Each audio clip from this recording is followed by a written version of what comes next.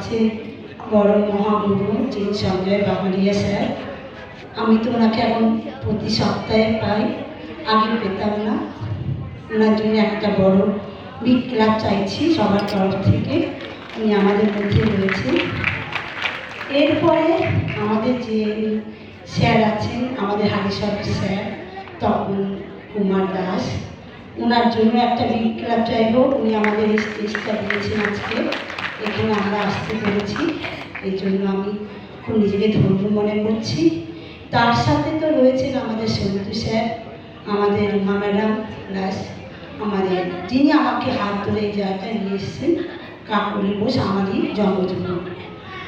আমি এইটুকুই বলবো যে কাজটা আমি শিখছি, এখনও শিখে যাচ্ছি, ট্রেনিং নিচ্ছি, নেগেটিভ আসে পজিটিভ আসে, সব কিছু নিয়ে কাজটা এগোচ্ছি। কাজটা করতে করতে অ্যাচিভমেন্টও করেছি, আর নিজে যেমন করেছি, আমার ডাউনলাইনরা করেছে, এখান থেকে ইনকাম পেয়েছি।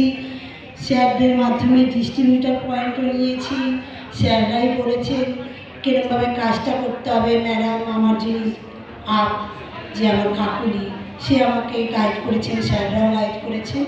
তার মধ্যে দিয়ে আমি কাজটা শিখছি, এখনও আমি বলবো শিখছি, কেন শেখার শেষ নেই, প্রতি মুহূর্তে শিখছি।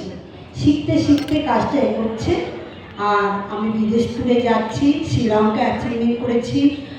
তার আগে আমার খুব কাছের লোককে মেজুকো অ্যাচিভমেন্ট করিয়েছি শ্রীলঙ্কা থেকে, এখন সেটা থাইল্যান্ড কনভার্ট হয়ে গেছে, দেখা যাক।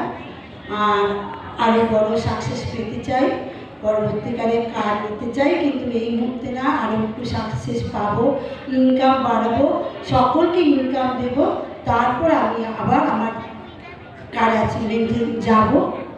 এই বলে আমি আমার বক্তব্য শেষ